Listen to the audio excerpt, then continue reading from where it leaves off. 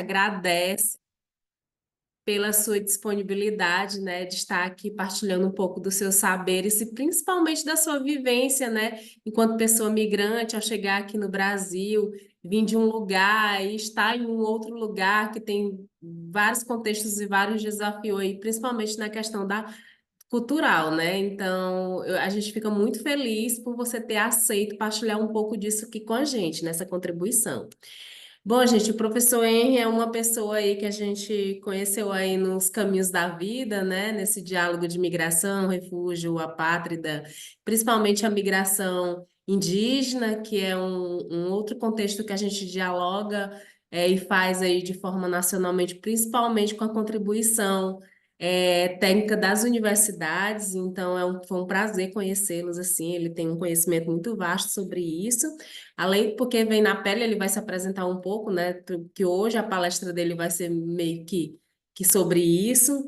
Mas as suas formações, o nome dele é Henri Valedio Infante, é professor visitante do CAPES do Programa de Pós-Graduação em Antropologia e Arqueologia da Universidade Federal do Paraná. Possui um doutorado em Cultura e Arte para a América Latina e Caribe e um pós-doutorado em crescimento espiritual pela Universidade Pedagógica Experimental Libertador do Instituto Pedagógico de Caracas, entre outras várias especialidades que ele tem, né? Então, muitas delongas, eu vou passar para ele. Fique à vontade, estamos aqui, somos todas ouvidos, todos e todas ouvidos, viu? Boa noite e muito obrigado, Luciana, pelo convite. Eu acho que a primeira experiência que quero compartilhar com vocês foi o fato de que quando eu recebi o convite, e isso é uma das coisas importantes, né, de às vezes entender e interpretar. E eu não compreendi muito bem quando era a data do convite, e eu fiquei um pouco perdido, né? E isso tem a ver com o fato da língua, da cultura, de muitas coisas que às vezes quando fazemos esse tipo de trabalho, não percebemos, mas quando começamos a viver a situação é quando a gente se dá conta, né, disso. É, um pouco para contextualizar vocês, eu venho de uma família indígena, eu sou descendente de indígena Pemon Camaracoto, que estão ubicados na fronteira com o Brasil, tá? O povo Pemon, ele se divide em três povos pequenos que são porque há variâncias da língua, tá? Mas, em caso da língua de meus ancestrais, é o camaracoto.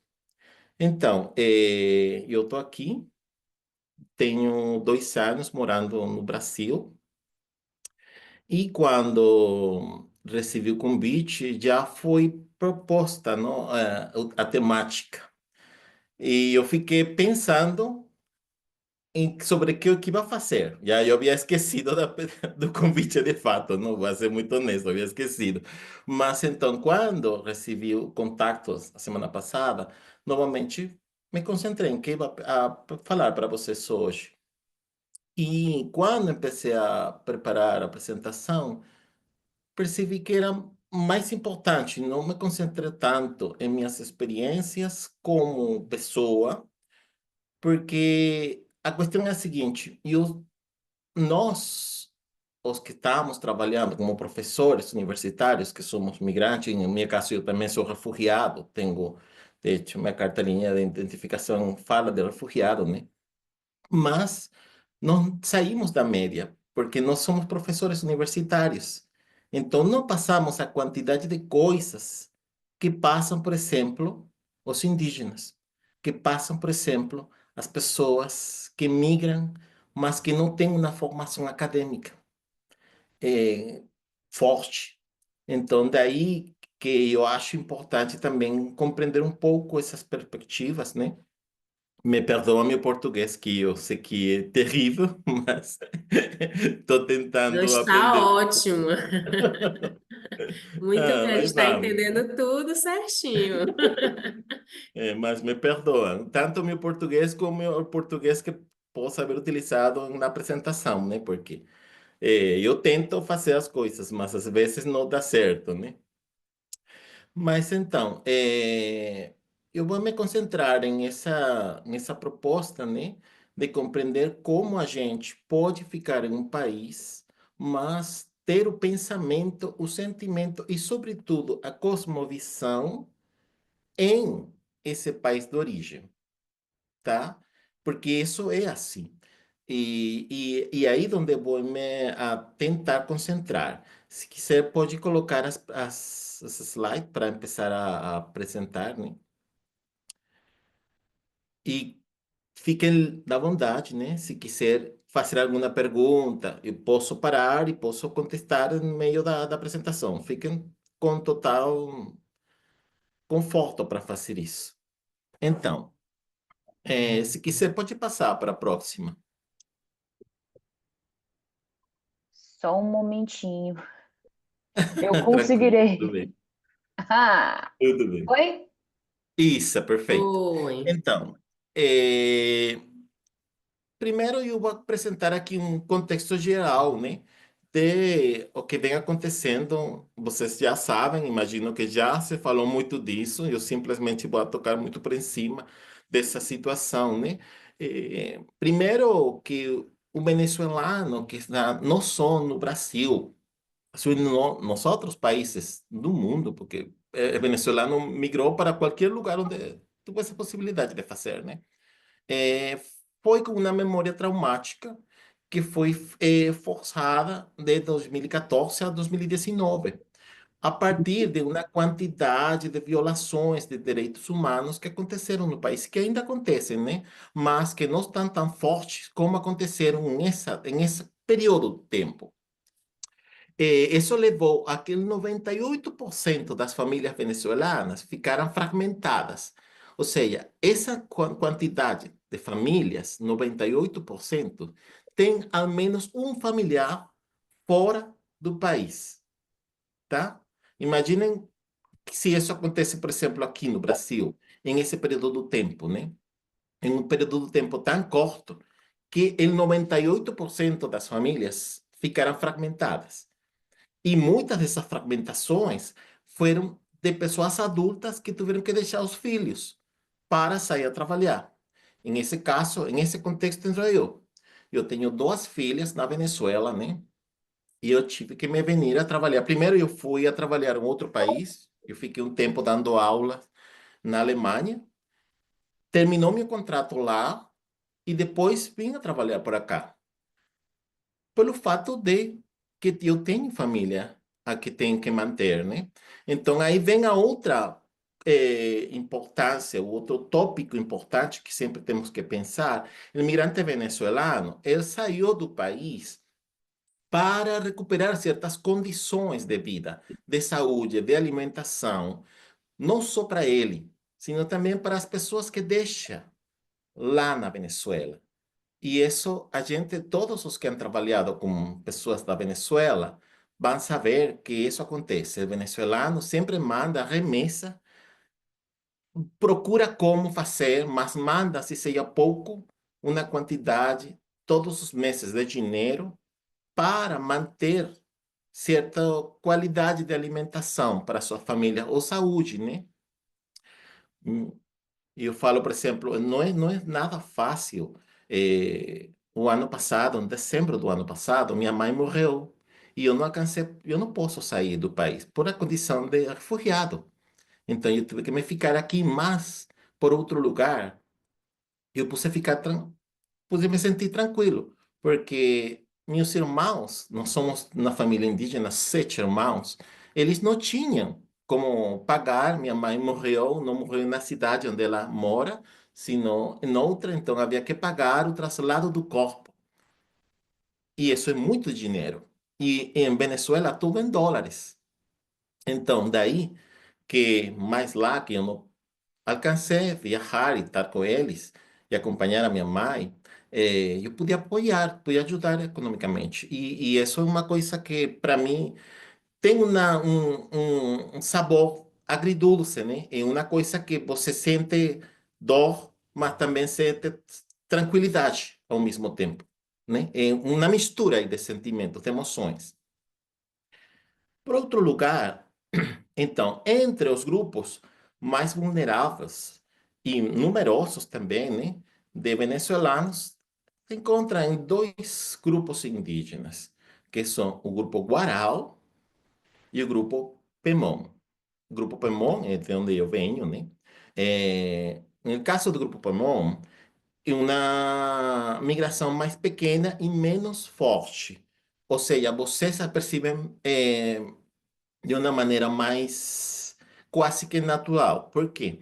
Porque como está na fronteira com o Brasil, a gente já tinha certa conexão com o português, por exemplo. Muito Pemon fala muito bem o português. Se aprende fácil, porque a gente morou na fronteira, né? E isso acontece quando você mora em zonas fronteiriças. Mas no caso do Guarau, não é assim. O Guarau é uma pessoa que vem do delta do Orinoco, onde somente tinha contato com Guiana e o castelhano da Venezuela. Então, quando vem para o Brasil, se sente ainda eh, obrigado a abordar uma terceira língua, né? E aí fica bem forte para eles. E no caso deles, a diferença do Pemon, o Pemon migrou sobretudo por as massacres que aconteceram, as matanças de indígenas para pegar o território, para fazer exploração sobre o ouro, para fazer mineração em suas terras. No caso do Guarau, não. O Guarau, ele sai do seu território porque ele fica esquecido completamente de todos os apoios que eles podiam haver alcançado no passado com combustível para petróleo, por exemplo, para o movimento das embarcações, dos botes, eh,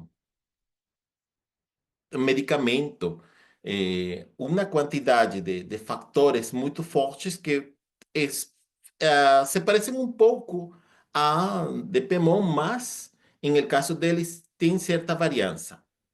Porque em el caso do Guarau, por exemplo, não tentaram pegar sua terra em estas últimas datas. Não que não haya acontecido no passado, porque já ha acontecido, mas nestes tempos não han passado por isso. Isso que vem passando em caso do povo Pemon, né? Agora, o que acontece? Que quando a pessoa sai de seu lugar, né?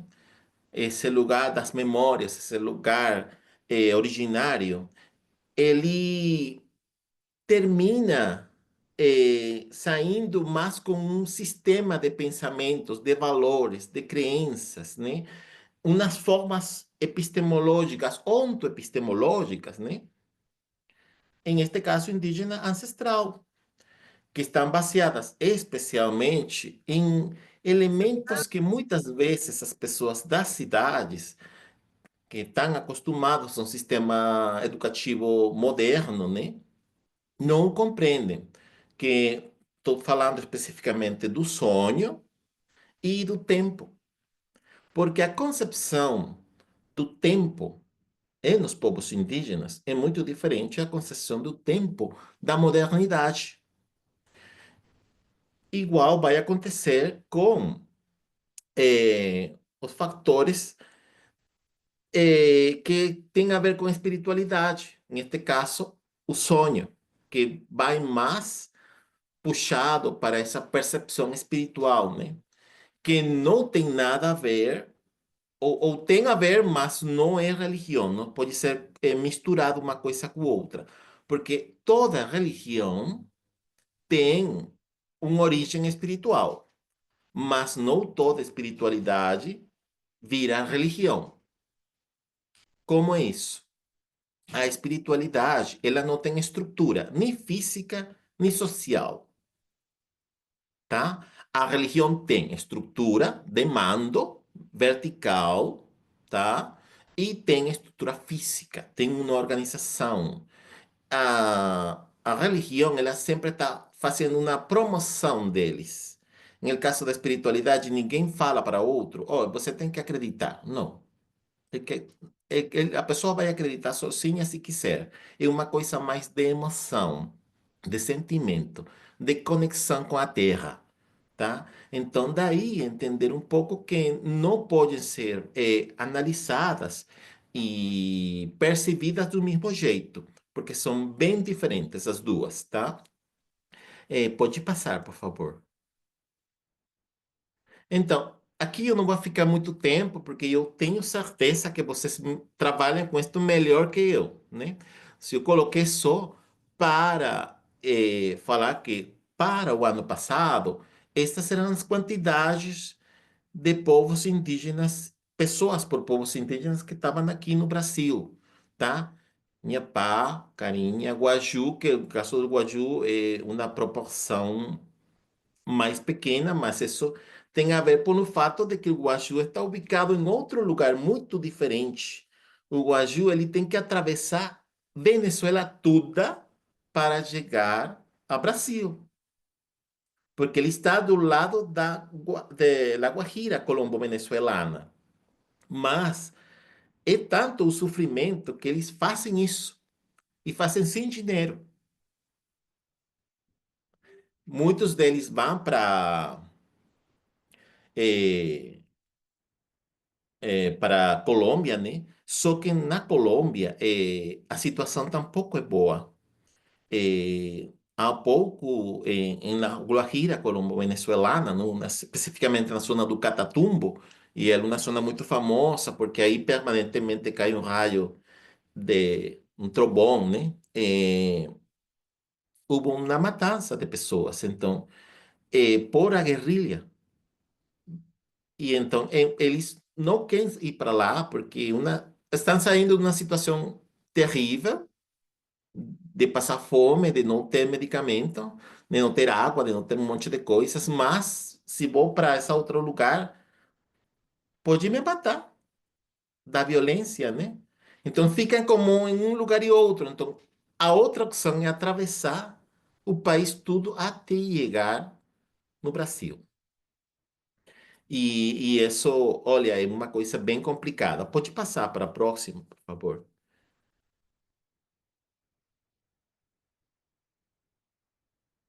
Aí, por exemplo, vocês podem olhar, este foi um mapa que desenhou Cirino com a professora Carmen eh, Lima Silva, né? E aí vocês podem olhar toda a trajetória que fazem os indígenas, especificamente neste caso do Guarau, para chegar às distintas cidades onde vocês estão. E muito desse andar foi a pé. Outro foi pegando carona. Outro foi ficando em um lugar até completar uma quantidade de dinheiro para pagar um passagem, tá? Então, se vocês olham fazer essa grande trajetória, né? Para nós, fazer a trajetória que estamos acostumados a certa comodidade, né? É uma coisa impensável fazer isso a pé. Se a gente, por exemplo, eu, quando vou viajar e tenho que viajar em avião, e quando já são 4 paradas de avião, já eu fico chateado. Imaginem fazer isso a pé. Fazer isso ficando de lugar em lugar até completar uma quantidade de dinheiro para poder pagar uma passagem, né? Então, isso aí é um motivo também para reflexionar todo o processo e sofrimento que eles vivem até chegar para com uma esperança aqui no Brasil, né? Pode passar. Então, agora sim, ingresso em la parte em si de minha apresentação. A outro, eu acho que era contextualizar um pouco sobre o que eram os Guarau e como, por que eles estão no Brasil, no território brasileiro, na condição de imigrante refugiado, né? Mas acontece que há distintos tipos de memória. Quem ha trabalhado com memórias, ele sabe que há memórias traumáticas, a gente trabalha com um tipo de memória também que é a memória coletiva, mas neste caso, a memória indígena não é uma memória coletiva, é uma memória comunal. Por quê? Porque a memória coletiva é uma memória da modernidade. O que é a modernidade? A modernidade é um sistema civilizatório que foi nos imposto através dos sistemas educativos, né? Onde ensinaram as pessoas, todos nós passamos por escola, passamos pela universidade, né? E ali nós recebemos informações específicas de como a gente tem que ser, de como a gente tem que se comportar, de como a gente divide o dia em 24 horas, de como é a história, de que existe uma história que é universal, que é a filosofia nasceu na Grécia, que um monte de coisas, mas sempre sentada em que a Europa é o centro do mundo, né? E todas as demais culturas milenares, elas não têm tanto valor. Esse é o que ensinaram a gente na escola, né? E daí que na cidade, então, quando você se encontra com um grupo indígena, muitas vezes você não alcança a compreender uma memória comunal que tem milênios, que é muito mais antiga que esse pensamento da modernidade que a gente foi formado na escola, né? E que essa mentalidade também merece respeito de todos, porque ela tem tanto valor como a outra. Eu não estou falando que nenhum pensador europeu não é bom, não estou falando isso. Ou seja, eu respeito todas essas formas de pensamento, mas o que eu acho que é importante é que também a gente possa olhar com respeito para as formas de pensamento culturais, perspectivas espirituais dos povos indígenas. Que aí eu acho que a diferença, né, quando uno faz um trabalho comprometido e que possa o indígena se sentir confortável com o trabalho, né? Então, neste caso, esta memória, que é uma memória comunal e que se diferencia da memória coletiva, ela, primeiro que é uma memória, como eu falei, milenar, mas ela tem uma concepção de tempo muito diferente. A memória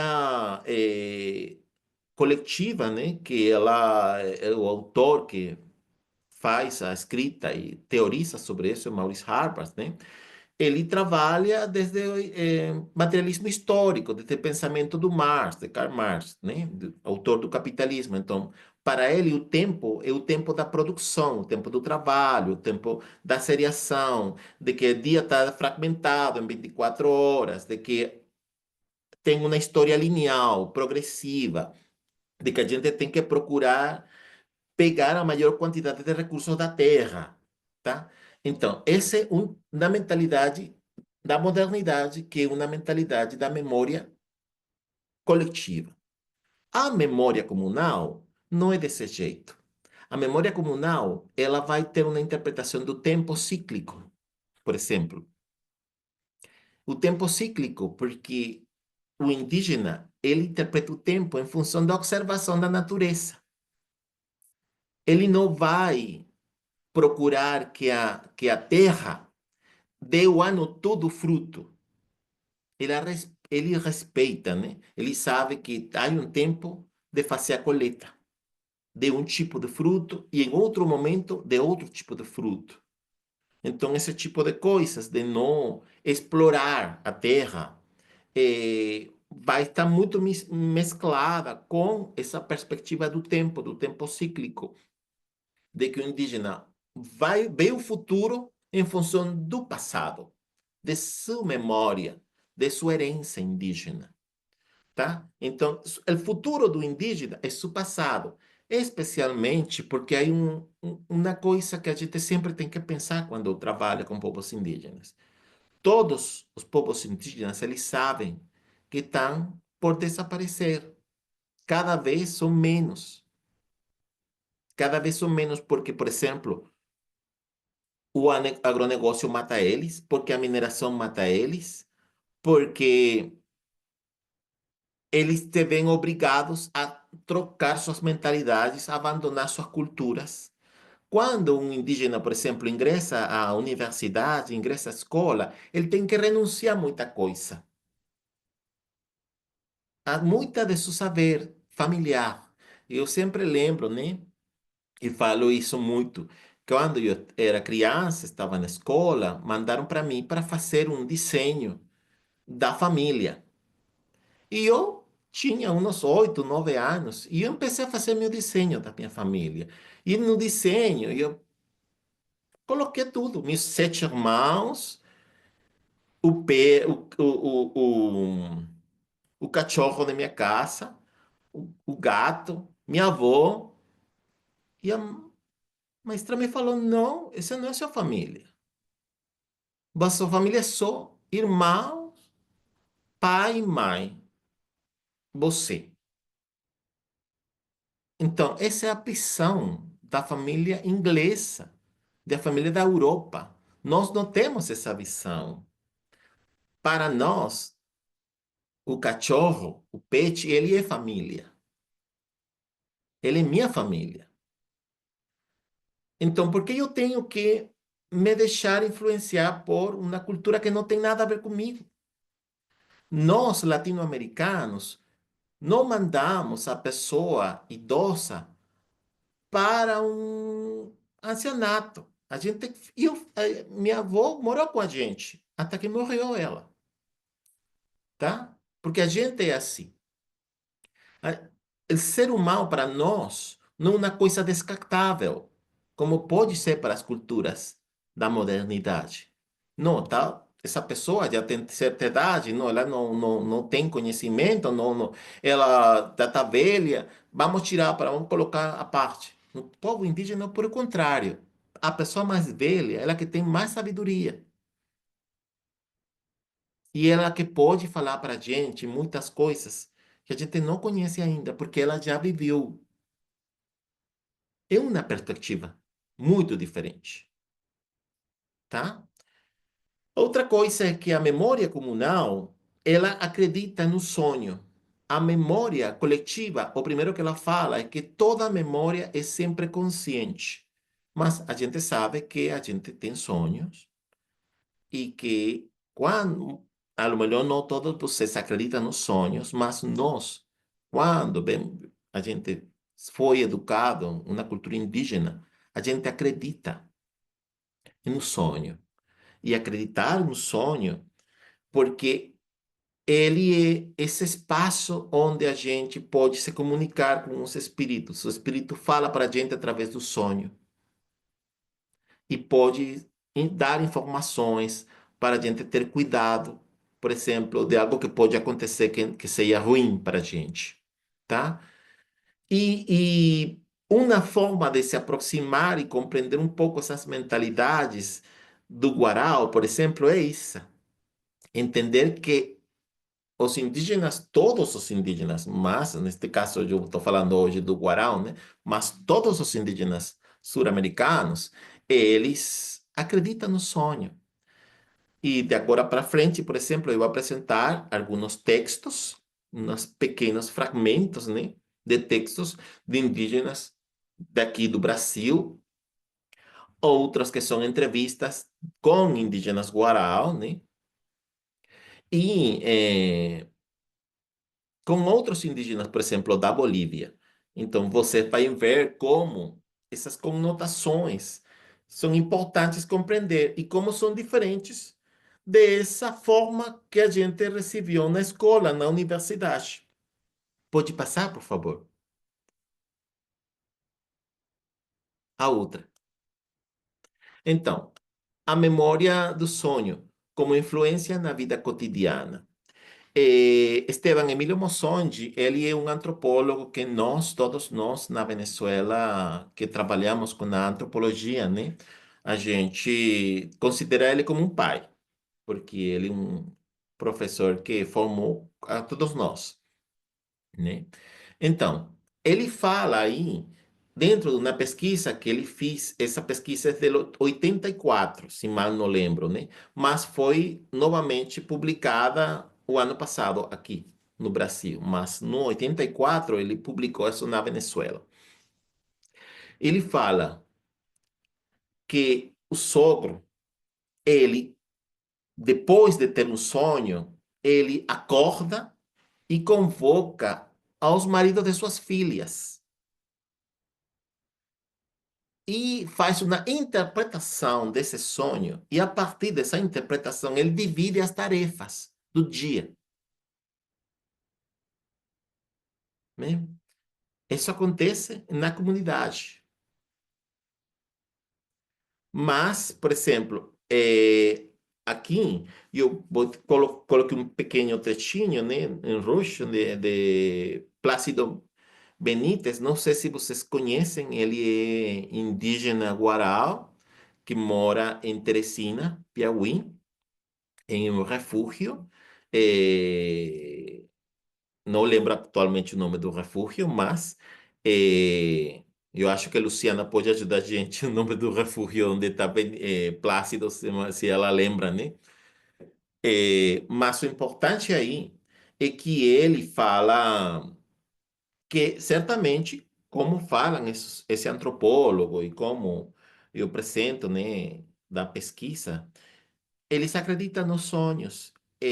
O sonho, para eles, é a possibilidade de receber informações que podem ser boas ou podem ser ruins. Quando no sonho é uma coisa muito boa, é porque é perigoso para eles. Então ele tem que ter cuidado. É o contrário.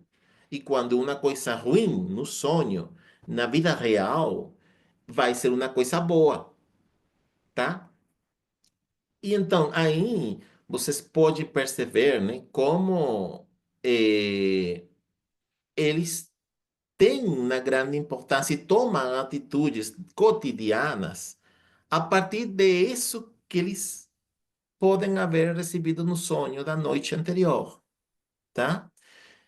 E é uma coisa muito importante que faz da toma de decisões para eles. É, aí eu coloquei também um pequeno trecho, né, de Ayrton Krenak, onde ele também fala sobre sobre esses sonhos. E como para o povo Krenak, né, que é o povo de onde que ele é, de Ayrton, eh, o sonho não é simplesmente uma coisa fantasiosa. Isso é real e sirva para a gente tomar decisões. Então, uma das experiências interessantes, mientras eu fazia as entrevistas, né, foi como eles já começavam a ter sonhos em português. Como os Guarau, eles falavam, não, eu tive um sonho já em português, onde me falavam em português. Então você aí vê como eles vão começando a ter esse pé aqui, mas também esse pé lá. Você vai vendo como eles vão incorporando, vão se apropriando pouco a pouco da cultura nova, mas sem deixar para trás sua essência cultural indígena, tá? Eu lembro que a mulher do Plácido, ela me falou, e eu tive um sonho de que me iam a tirar o cartão da Bolsa Família. E esse mesmo dia eu recebi o cartão. Então, para ela, isso é uma, uma comprovação desse sistema de valores e crenças sobre o sonho, né? E aí eu acho que a gente tem que ter muito cuidado enquanto ao respeito dessas espiritualidades, dessas formas de crença, né? Eh, eu lembro sempre que minha mãe, pessoas achavam que minha mãe estava maluca, louca, né? Porque minha mãe falava com as plantas. Mas não, é uma, um não humano, mas que tem vida, tá? E então a gente só, simplesmente com a modernidade só percebe isso como um recurso, como um objeto inanimado. Mas para o indígena não é um objeto inanimado, tá? E essa God, aí é don't tell uma... me what's off of me. Perdão? Hã? Já escutei? Ok. Eu acho que tem algum áudio vazando, Henrique. Deixa eu ver se a gente consegue descobrir de quem Ah, é e pedir para a tranquila. pessoa. Tranquila, tudo bem. É, podemos passar para a próxima. Opa, meu Deus, deu uma doidice? Aham, Não. Essa é era essa? da. Essa mesmo. Isso. Opa, Não, opa, não. essa, né? Isso. É. Perfeito. Então, aqui temos uma concepção do tempo também diferente, né? Em essa concepção do tempo, por exemplo, Krenak fala em função de como a gente tem um tempo diferente como indígena do tempo da modernidade que acostumaram as pessoas a ter, né? Por exemplo, eh, vocês sabem que quando vão a fazer uma reunião, uma festa, né? Vocês põem um limite, um tempo. Ela começa em tal horário e fecha em tal horário. Normalmente, os encontros indígenas não têm isso. É muito difícil, sabe? Porque ele, como fala Krenak, ele está concentrado em viver, não em respeitar a norma. Porque o mundo civilizatório da modernidade, ele se basa em normas que você tem que assumir e respeitar permanentemente, tá? E então, em esse excesso de normas, a gente esquece de viver. Muitas vezes, a pessoa termina frustrada, termina, por exemplo, precisando de terapia, de tantas exigências, de tantas normas que a sociedade impõe para a gente e que a gente aceita, né?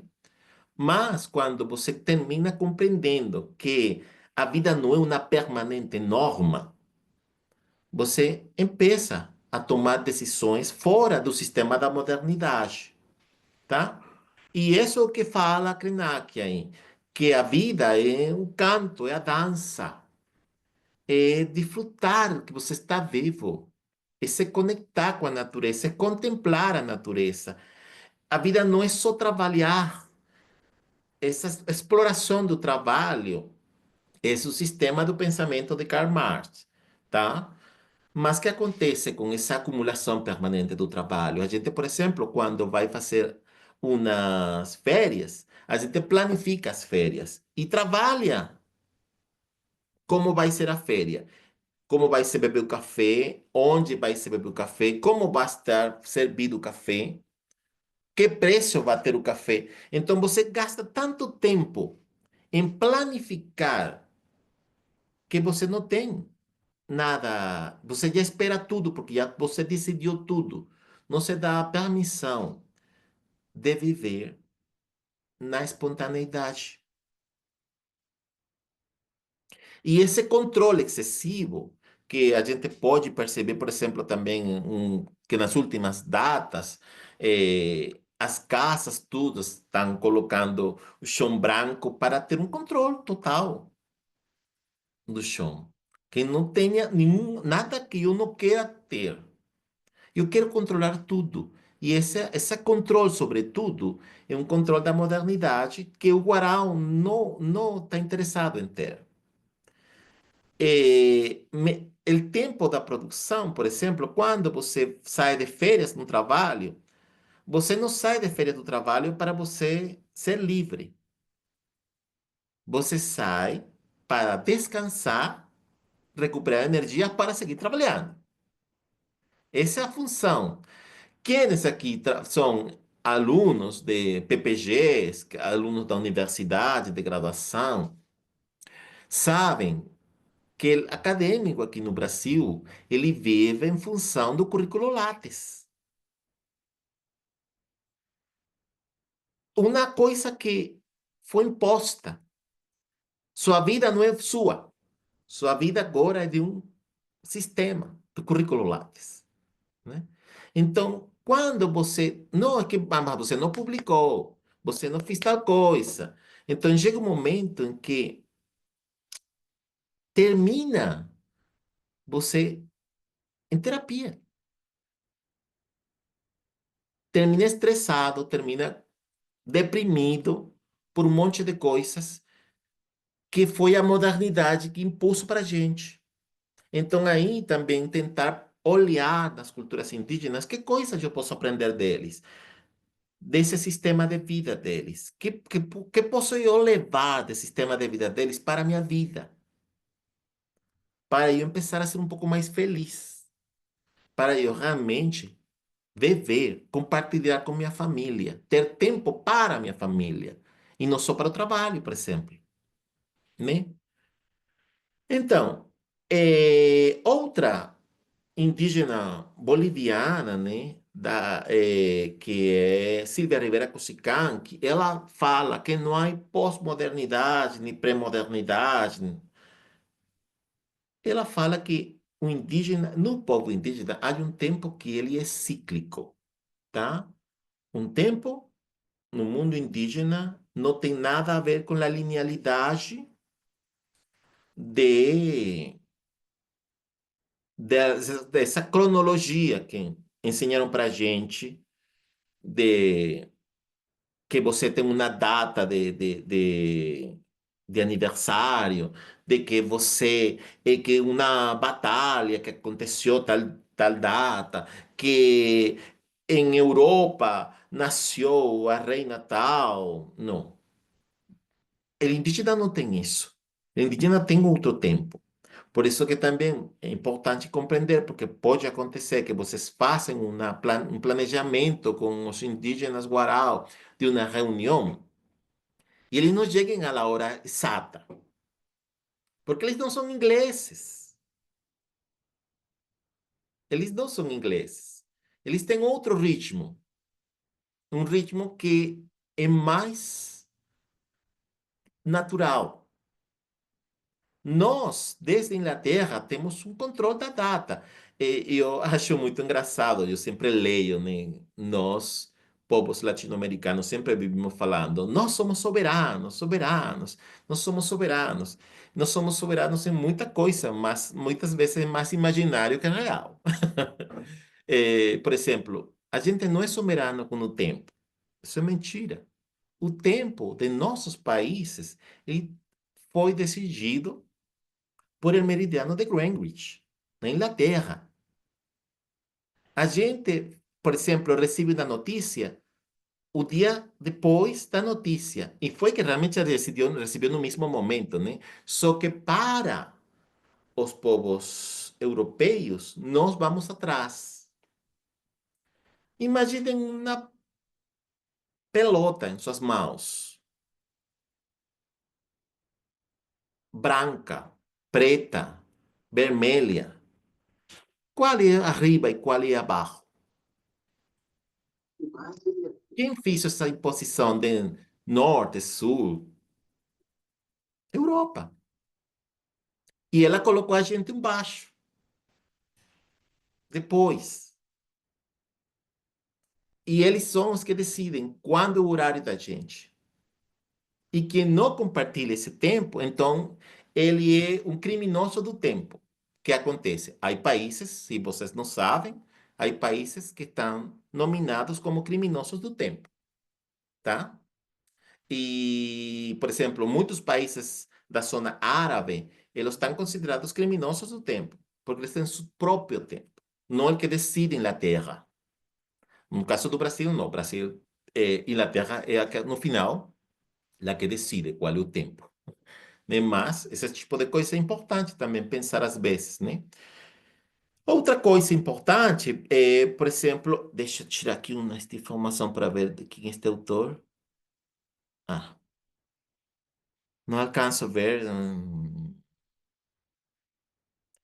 Pode me diminuir um pouquinho esta última para poder ver aqui a que está em azul. Não sei, não alcanço a ver o autor.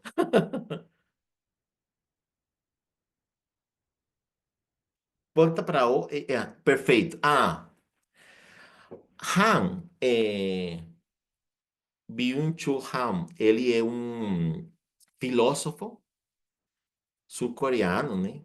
Um cara que tem uma percepção do tempo fantástica. Muito. E aí é interessante, porque a gente não recebeu nunca informações, por exemplo, na escola, na universidade, a gente nunca trabalhou com textos árabes, com textos da China, com textos de Japão. A gente trabalhou só com textos europeus, norte-americanos e russos, os que têm o controle da modernidade. Mas textos chineses a gente nunca viu. Textos de países da cultura árabe, África, a gente não teve acesso a esses textos. Então, a gente não conhece essas formas do pensamento. Mas, no caso de Byung-Chul Han, ele tem uma percepção de pensamento que se aproxima muito à visão indígena, né? Então, ele fala de... Ele pega uma lenda, né, sobre uma pessoa, um hecho histórico que aconteceu, e ele fala sobre essa pessoa, mas ele fala da inatividade, ele fala da beleza para a vida, da inatividade. E olha que para nós, quando uma pessoa tem inatividade, a gente automaticamente faz crítica dessa pessoa, cobra. Quantas de vocês, por exemplo, não cobram ou não han sido cobrados por ficar tranquilos um dia e falar, não, eu não vou fazer nada. Não, você tem que parar, tem que fazer, tem que... Não, Então, a gente foi acostumado para que permanentemente tem que estar produzindo. Mas, no caso do povo indígena, ele compreende a inatividade muito bem. De fato, quando você começa a ler os mitos guarau, há um mito sobre a origem da canoa, né? Onde a mulher que fica aí como a protagonista, né, dessa primeira parte do mito, ela está deitada. Ela está deitada e não quer fazer nada. E não faz nada. Empiezam a fazer um barulho. O pai de Navarral e tal. E ela faz que não escutou. Não é importante para mim. Eu estou tranquila aqui. Então, a gente às vezes cobra muito. E falam, o Guarau, ele é um cara flojo, ele não faz nada, ele está sempre quieto, ele quer receber as coisas. Mas que é um sistema de valores e crenças. Eles sabem em que momento fazer. Eu acho que em um momento que eles possam ter a possibilidade de fazer, de trabalhar a terra, por exemplo, eles vão fazer. Mas em el tempo que eles compreendem que é bom, tá? Mas, claro, compreendendo, partindo da coerência de que para eles tudo é novo, né? Quem não conhece, imagino que ninguém de vocês conhece o Delta do Orinoco, né? O Delta do Orinoco é um lugar que ele não é tão quente, por exemplo, como no caso do Teresina. Ele é muito diferente. O clima de lá não passa de 30 graus, nunca. 28 graus, bem? Normalmente, como as casas elas estão feitas de coisas naturais, elas não esquecem tanto. Então, é uma realidade como Teresina para eles é muito forte, tá? A mesma coisa acontece aqui onde eu moro, no Paraná. Eu moro em Curitiba. Aqui, por exemplo, Curitiba, imagino que vocês sabem, é a cidade que tem mais migrantes venezuelanos no momento aqui no Brasil, não é? A que tem mais quantidade. A parte boa é que aqui é bastante trabalho, então, por exemplo, aqui 40% das pessoas que trabalham de Uber são da Venezuela. E nos supermercados, quase todos os supermercados têm 10, 12 pessoas da Venezuela trabalhando, né? Então, há muito venezuelano aqui. É, mas, no caso de muitos venezuelanos, eles sofrem quando, agora que chegou, está chegando o inverno, né? Quando aqui a temperatura desce muito e a pessoa não tem as condições e não tem as roupas para se proteger, sofre muito, porque não está acostumada. Não está acostumada a ter um frio tão forte e tampouco um, um lugar onde ele possa se sentir mais cômodo, mais confortável, mais protegido de os câmbios climáticos, as mudanças, porque aqui tem 4 estações. Na Venezuela não tem 4 estações, nem nos lugares frios, nem nos lugares quentes. Venezuela tem lugares muito frios, porque a gente tem uma parte do território que é dos Andes, né? Que ela é fria, tem frio o ano todo, mas o ano todo é frio. Ou zonas que tem um clima da primavera, né? Como no caso parecido o Guaral, e pessoas que moram em zonas quentes, como o indígena Guaju, que ele mora na zona quente, mas o ano todo. Então, aí, quando a gente se encontra com climas, como no caso de Paraná, com 4 mudanças climáticas, o indígena sofre muito. Aqui, por exemplo, até há 4 meses, estava uma família Pemon. E elas me falaram, não, eu vou embora, porque já vem o inverno e a gente não está preparada para isso. Então, a gente vai voltar para Roraima, porque lá é mais difícil conseguir trabalho, conseguir coisas, mas a gente é preferível para nós, porque a gente não vai dar conta aqui, tá? É um pouco isso, né? E eu acho que com isso já foi o que queria apresentar para vocês. Igual, eu vou esperar perguntas e por aí que se eu posso facilitar material bastante. Posso mandar para a Clara, posso mandar para a Luciana e elas Pode podem mandar. distribuir. Mandar. Então, fico esperando suas perguntas. Então, a gente gostaria de agradecer muito mesmo, assim, foi muito rica, a sua apresentação, as suas falas, a propriedade também, né, de ser uma pessoa indígena, uma pessoa migrante, estar desse caminho, nessa mobilidade, né, devido a esse contexto da crise humanitária hoje que a Venezuela vive, né, o seu país. Aí eu vou pedir a ajuda das minhas amigas Clara, Cristina, ficaram aí de olho no chat, Eu vou relacionado às ajudar. perguntas e às contribuições, enquanto você ia falando. As contribuições de agora do finalzinho, é todo mundo agradecendo, falando sobre a importância, né, de a gente ter acesso a falas indígenas, a essa outra perspectiva sobre o mundo, sobre a vida, sobre o tempo. Teve uma pergunta de Mateus, deixa eu ver se eu acho aqui. Tá. Ele falou assim, que ele trabalha em um abrigo para indígenas Uaral e um dos objetivos é o fortalecimento da autonomia. E ele queria saber como realizar esse processo a partir de uma perspectiva crítica e culturalmente sensível. É, pode repetir a pergunta, a primeira parte da pergunta? Ele falou que ele trabalha em um abrigo para indígenas Uaral, né? E que lá nesse trabalho, nesse abrigo, eles tentam fortalecer a autonomia dessas pessoas, dos Uaral. E Tá. aí ele quer saber como fazer. É, bom, há uma situação que está se dando aqui que é um pouco atípica, né? No Brasil, mas tem a ver com o fato de que a gente tem que dar respostas, justamente, né?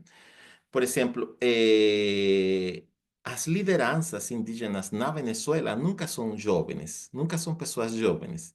As lideranças sempre são pessoas já de certa idade, normalmente por em cima de 50 anos, as grandes lideranças, né? Mas muitas vezes o que acontece é que a gente termina pegando uma liderança mais jovem, porque isso essa é a pessoa que se atreve a sair, a aprender um pouco melhor português, né? Então aí vai ser muito importante tentar compreender um pouco que nunca vai ser possível fazer, aplicar o que a gente já fazia na Venezuela, né? Porque não vai dar, muitas vezes, o abrigo, ele vai ter pessoas mais jovens, né? Que foram as que alcançaram sair do país. Mas se tentar que realmente há um consenso deles. Eh, o indígena Guarau, por exemplo, ele acredita muito, muito mesmo na espiritualidade. Mas, ao acreditar na espiritualidade, não é que sempre seja uma coisa maravilhosa, né? Também pode ser uma coisa de muito medo. Se o indígena Guarau, por exemplo, ele acredita em bruxaria. Não sei se vocês han tenido essa experiência, né? Mas eles acreditam muito forte. E então, se a gente tem que tentar sempre evitar um pouco isso. E aí, normas, enquanto a pautas de criança, realmente, né? Que de repente, para nós, na cidade, não são tão importantes, mas para eles, sim. Por exemplo, tentar perguntar para eles que precisam, que quer e que acham bom.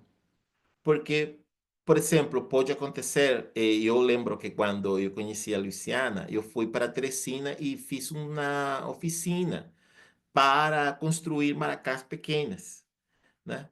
Mas eu lembro que um deles me falou, olha, mas isso não é bom, porque você sabe que a maracá é uma coisa para nós que é muito delicada. Então eu falei, tá, mas porque acontece que o Guarau, por exemplo, ele tem a maracá é um ritual para sanar, para curar, né? A sanação. Mas tem outras maracás que são das festivas. E outra, a gente trabalhou com reciclagem, realmente, né? Não tinha nada a ver com essa, senão entender um pouco que havia um instrumento que ele tinha uma formação física de como fazer a construção, né? Mas muitos deles não ficaram contentes, porque eles perceberam de que estava tomando algo que para eles é espiritual como uma coisa muito prática e sem tanto respeito, né? Então, eu acho que o diálogo, ele definitivamente tem que ser aberto e sem limitações, porque o que acontece? Que nós estamos acostumados a que não, a gente vai dar um jeito aqui em 30 minutos. Mas isso não vai dar certo nos indígenas. Quando um indígena empieza a falar, mira, olha, que vai ser difícil, que ele para, ele não vai parar rápido. Ele vai falar muito.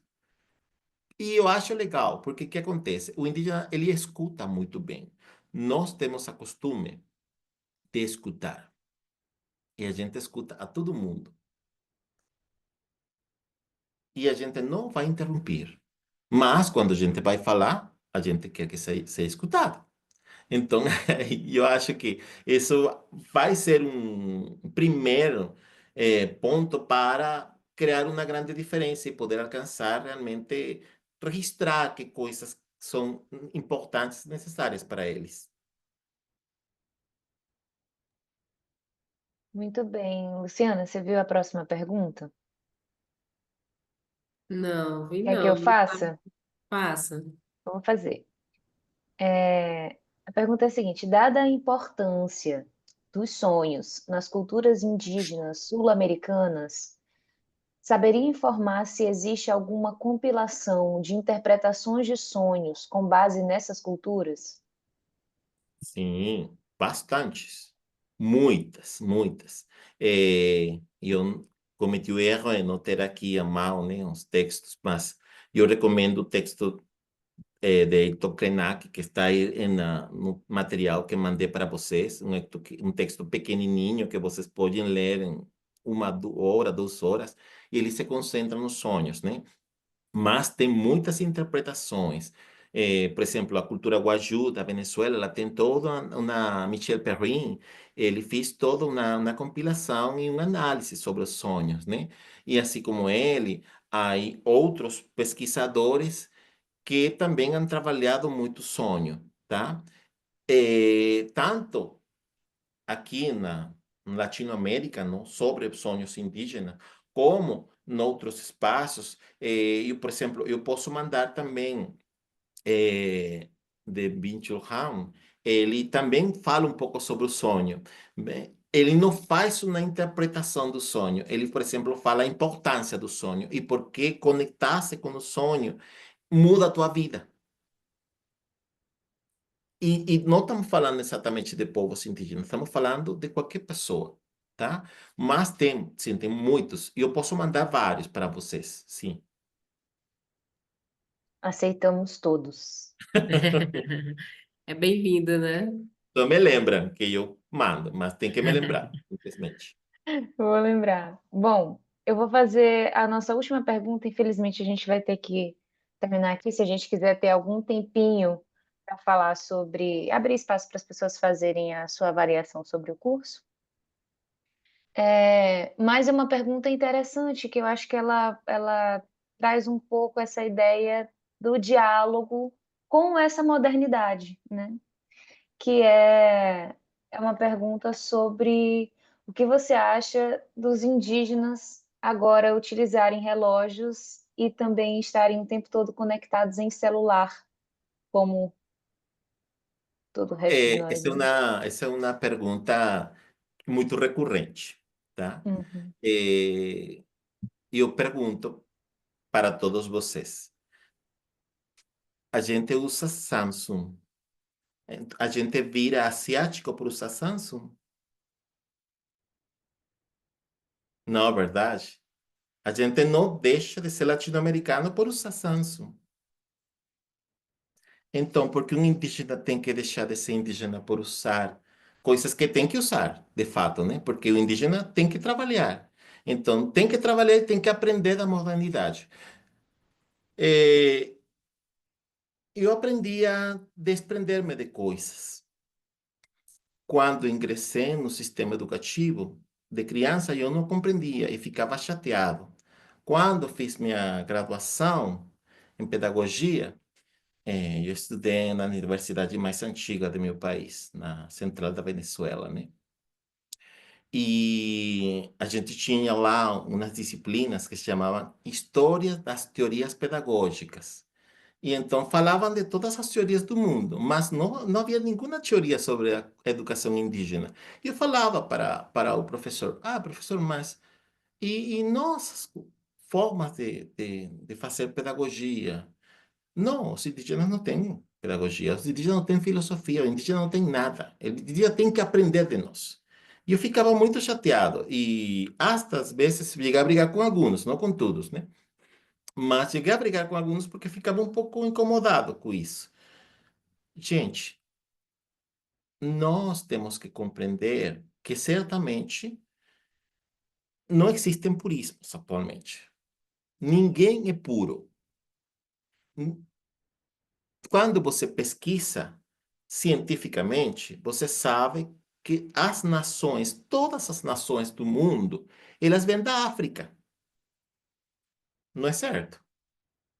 E foram migrações que foram se estendendo por o mundo todo. Em essa extensão, a gente foi se misturando. A gente, na atualidade, tampouco é bolha, não uma ilha. Eu, eu posso ser indígena, mas eu não posso sair na rua nu, porque eu sei que vou para a cadeia automaticamente, ou não. Então, aí, eh, temos que compreender que o indígena ele está permanentemente em uma negociação de sua ancestralidade. Ele tem que, com a modernidade, viver em um processo de permanente tensão. A gente sabe que é dependente da modernidade, tá? Mas que temos que também ter uma pequena tensão para não perder a essência do que a gente é. E não só estou falando de indígena. O afro-brasileiro também é a mesma coisa. É a mesma coisa. A gente pode, nas comunidades quilombolas, ter tecnologias. Mas, sim, eles não esquecem a sua herança. Então, essa tensão é uma tensão normal, permanente, própria dessa vida atual, dessa cotidianidade que a gente vive, né? E não, você não perde no absoluto. De fato, muitas vezes acontece de que querem tirar direitos dos indígenas só por o fato de que o indígena, por exemplo, em meu país falavam às vezes essas coisas. O indígena, ele pegou ônibus. Ah, que ele não tem direito de pegar ônibus. Ele não pode pegar ônibus. Isso não é colocar ele em uma linha, como fala Franz Fanon, de não humano. É colocar ele como que ele não é humano, não tem direito ao ônibus. Não tem direito a se empoderar, por exemplo, de mexer com um notebook. Não, tem que ter muito cuidado com isso. Muito cuidado. Porque a gente tem uma essência cultural. Todos nós. Vocês podem se mudar para outro país e aprender as formas desse país, a língua desse país, culturalmente a gastronomia, mas vocês passem sempre a ser brasileiros. E a lo melhor vocês têm 20 anos morando lá, mas escutam uma samba e vão a dançar samba, vão a desfrutar o carnaval. Como não vai acontecer em essa outra cultura, tá? Então aí, por exemplo, eu aprendi algumas coisas de vocês, né? Vocês têm uns ritmos de trabalhar diferentes. Eh, por exemplo, eu acho que vocês ficam como um pouco como a cultura indígena, parados desde dezembro até depois do carnaval. Você tenta avançar, mas não alcança, né? Todo mundo tem outra coisa. O ano começa depois do carnaval, sabe disso, né? Mas olha como isso se parece muito a esse tempo indígena, viu? Sim. Porque depois do carnaval, ou seja, a festa, porque a vida é essa, a dança, o canto, a arte. Então, que às vezes não somos tão diferentes. Só que a gente se acostumou a ver que somos diferentes, mas não é realmente assim. Todo mundo tem essa parte humana, né? Aunque eu não gosto muito de utilizar o termo humano, porque o termo humano foi uma coisa do humanismo que botou o ser humano por cima do resto das vidas do planeta, sendo que o ser humano tem o direito de destruir a natureza, de matar animais, e não é assim. Que esse é o problema do humanismo, né? E eu acho que há um autor de vocês fantástico que trabalha isso muito bem, que é Antônio Bispo Santos. Se alguém pode ler ele, recomendo, uma coisa fantástica. O texto A Terra da Terra, nossa, é uma coisa Eu maravilhosa, tenho o eu amei. prazer de ter nascido sobre o mesmo céu da criatura, É, mas que é maravilhoso, o eu amo. Piauí. Bom, gente, eu vou aqui agradecer mais uma vez a professor Henry. Foi maravilhosa a sua fala, importantíssima. Que coisa linda, que bom que a gente pôde encerrar esse curso com essa fala tão poderosa para nós, tão, tão enriquecedora mesmo. Muito obrigada, professor. Eu acho que traz aqui muitas reflexões para a gente sobre como a gente vive, sobre essa sociedade em que a gente está, mas que a gente também constrói, né? E aí eu vou atrás dos contatos dele, tudo bem, gente, não se preocupem. Eu vou atrás das referências e tudo e vou mandar para vocês depois, tá bom? Muito obrigada, professor. É o seguinte, gente, a gente ia abrir um espaço aqui para que vocês falassem um pouco sobre o curso. Contudo, estamos perto do final do nosso horário, né? Então, eu quero até ver com Cristina o que que ela acha interessante sobre isso. A gente mandou na lista de presença algumas perguntinhas sobre o curso. Foi na lista de presença, não foi, Paula? Pois sim. Tá certo. E aí, a lista de presença de hoje vai ficar aberta por mais um tempinho para eles responderem ou como é que vai ser? Sim, Ou pode já vai... ficar até amanhã, pode responder até amanhã, sem problemas. Tá. Então vamos fazer assim, tá, gente? Vocês vão poder responder essa. A gente não vai abrir aqui, mas vocês podem responder na lista de presença, colocar, por favor, coloquem suas sugestões. Para a gente é muito importante essa participação de vocês, né? A gente constrói essa formação como todo conhecimento na troca. Então, por favor, sintam-se à vontade. Quero aproveitar aqui para agradecer a todas a todas as mensagens, os elogios e as sugestões que vocês já mandaram para nós por e-mail. Muito obrigada por essa participação intensa. E eu vou trazer logo uma atualização. Posso trazer logo a atualização? Eu vou mandar também por e-mail para vocês. Mas tudo bem, vocês conseguiram nos convencer com seus argumentos. Alguém está com o microfone ligado? Já desligou? Vamos continuar. Então, vocês conseguiram convencer a gente com os argumentos de vocês que essa aula também seria um tema interessante para o trabalho, né? Então, vou ignorar a parte da malandragem de alunos, tá? Vou assim fingir que não sei que isso existe. É só realmente assim, só o convencimento de argumentos muito bons. Então a gente vai prorrogar esse prazo que era até hoje para domingo, tá? A gente não vai prorrogar até semana que vem. Vai ser só até domingo, para vocês enviarem para a gente esse trabalho de conclusão, tá certo? Amanhã eu vou mandar por e-mail essa informação também, porque já teve gente que já saiu da sala hoje que não está sabendo, mas vocês que estão aqui até agora já estão sabendo, tá certo?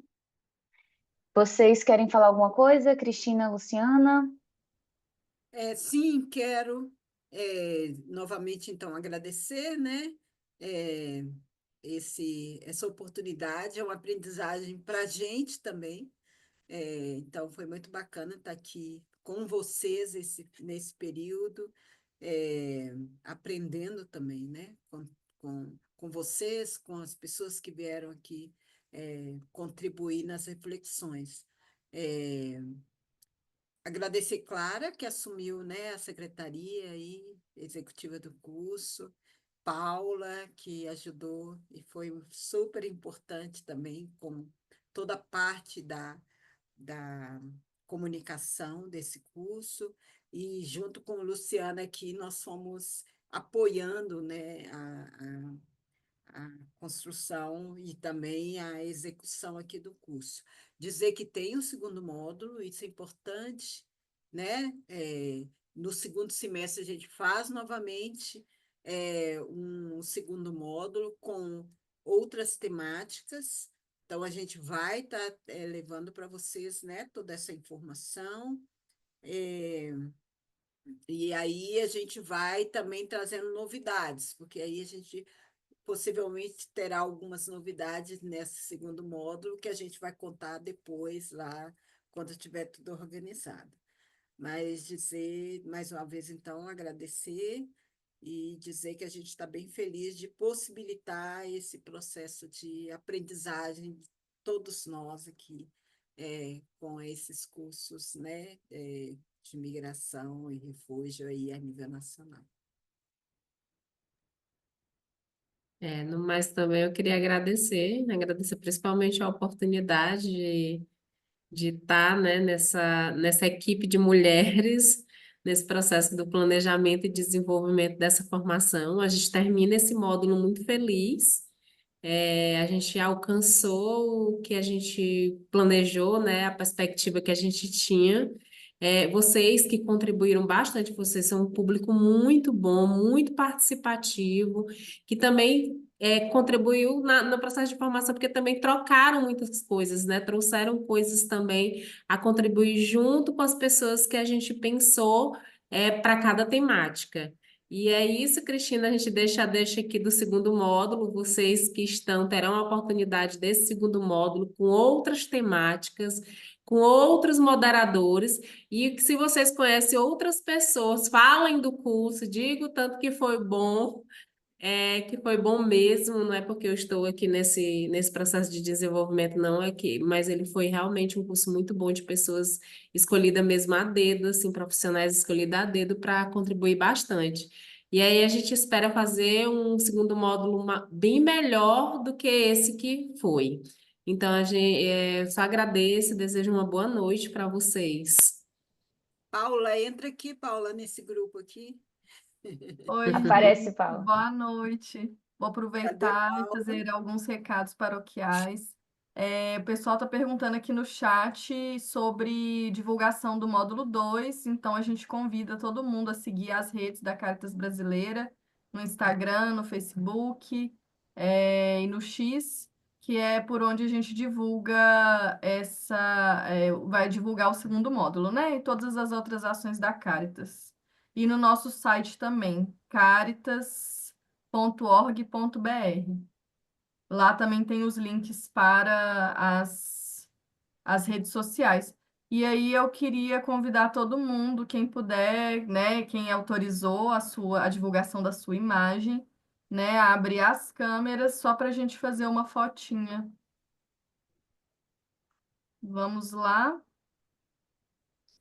Deixa eu. Peraí. Enquanto vocês estão abrindo, gente, vou aproveitar aqui, porque tem várias perguntas que estão acontecendo agora no chat de logística, e aí, se a gente for responder agora, a gente não sai daqui hoje. Então, mandem por e-mail, tá? Que a gente vai responder assim que possível, ok? Mandem todas essas dúvidas por e-mail. Ah, minha presença, não sei o que. Mandem por e-mail, por favor. Olha Olha, aí, Luciana, grandona. tô tirando os prints, gente. Aqui tem 6 páginas aqui para eu passar. Só por isso.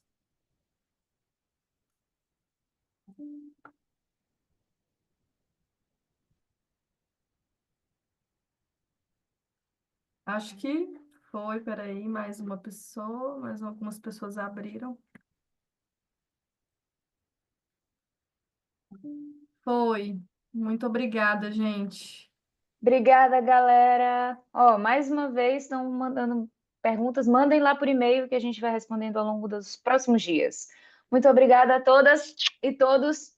Até a próxima. Tchau, tchau, gente. Boa noite. Valeu. Boa noite. Boa noite. Obrigada. Boa noite, obrigado. Noite, obrigada. Obrigada, foi muito maravilhoso. Boa noite, Muito Felipe, grata, parabéns. amei. Beijo.